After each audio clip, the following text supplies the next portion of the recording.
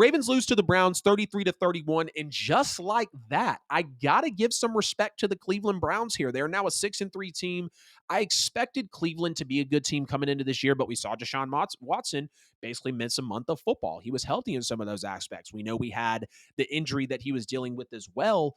But we've all said if Deshaun Watson is above average, the Browns can be contenders. They've got the talent on both sides of the ball. And shout out to Kevin Stefanski. People were calling for his job before the season, and I said no. Wait. He dealt with a lightning in the bottle Baker Mayfield and all these other quarterbacks, 11 games suspended with Deshaun, and now they're sitting here at 6-3 in that loaded AFC North. But we'll start with the Ravens, though. So you see the Ravens' domination of the league that they've had so far. Teams with a winning record that they faced, they're 3-0, and they had won 103-12 combined walking into this football game. But you see the first play of the game, it didn't really line up for the Browns. Deshaun Watson, weird pick six from Kyle Hamilton, but that really set the tone until that comeback was mounted, starting with that Kareem Hunt rushing touchdown. The Ravens are now becoming a team we cannot trust in the fourth quarter or when the game is on the line. They were up 14-0 and then 24-9 and then 31-17 with 9 minutes to go before losing this game. They were outscored 24-14 in the second half. And unfortunately, we just have to be honest with the fact that the Ravens and Lamar Jackson cannot manage the clock and unfortunately the game well enough in these prime situations to keep leads. The Ravens could arguably have 1 to 2 losses right now, if any, if they manage themselves better in these football games. Of course, we see a muff punt, we see a bad defensive holding call, but even with that and basically being gifted the ball on the Cleveland 12-yard line for the touchdown after the muff punt by Prochet, I mean, come on now. Come on. And they can't win the game. The Ravens had an 88% chance to beat the Colts, a 90% chance to beat the Steelers, and a 97% chance to beat the Browns at certain points in all of these football games when they were ahead of them. And they lost all 3 of these games, with 2 of these being in Baltimore. See, in the Colts game, lack of game management, penalties, fumbles. In the Steelers game, it was a drop. It was some drops, a pick in the end zone, a strip sack. And then on Sunday, it was an unfortunate late pick six that, yes, was tipped at the line. But guess what? Deshaun Watson had to deal with that. It came down to a 2-point football game.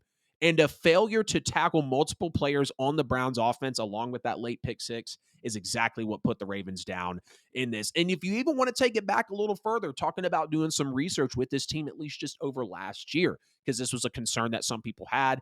And you don't want to see a Super Bowl aspiring team like the Ravens with the talent that they have, Lamar Jackson, having this type of can't take care of the football game situationally. So against the Dolphins last year, the Ravens jumped out to a 21-point lead in the first half before blowing one of the worst leads ever. That was the 6-touchdown game from Tua last year. Then the Giants, the game was in hand. Lamar Jackson commits 2 turnovers, eventually resulting in 2 Giants touchdowns. They lose that game.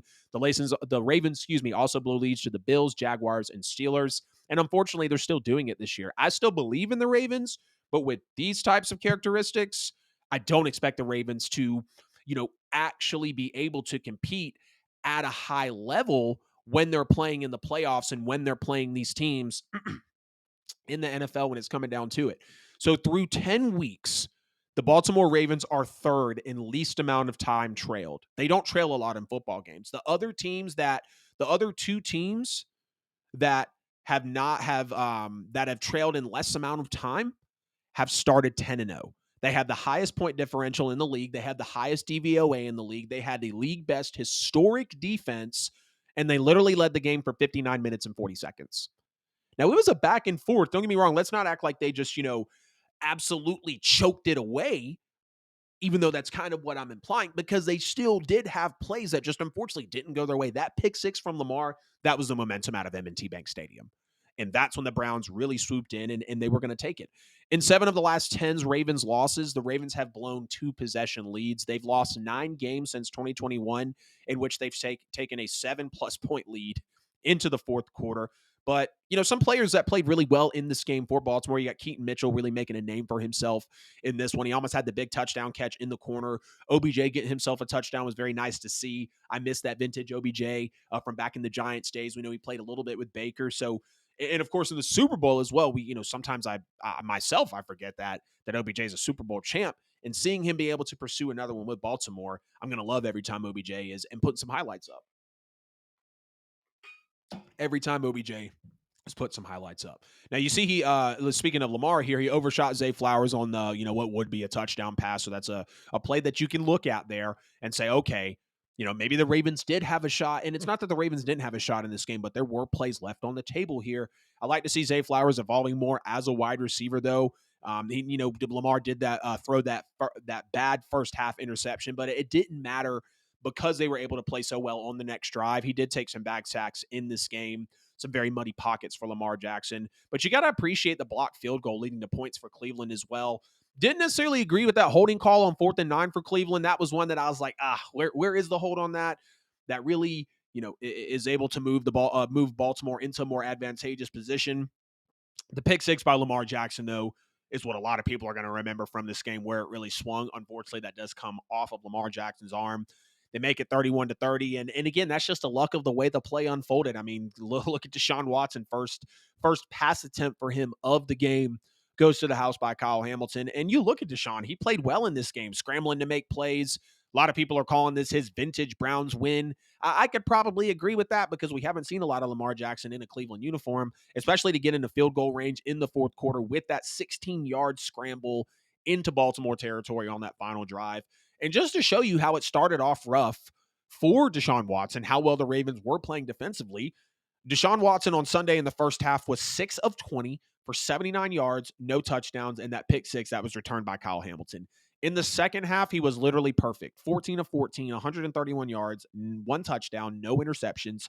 On the final drive, he was 3 of 3 for 30 yards and that 16-yard scramble that I just mentioned to get Cleveland into field goal range. And you see at the end, the Browns, they were just really, really wearing down this Ravens defense. They went on a 17-play, 10-minute touchdown drive in the third quarter, and that just kind of seemed like where Baltimore broke out of this game. And again, I don't like to see Baltimore lose to a team like Cleveland that I've kind of been disrespecting here lately. PJ Walker stepped in and did what he was able to do. Deshaun Watson now 5-1 as a starter this year with the Cleveland Browns.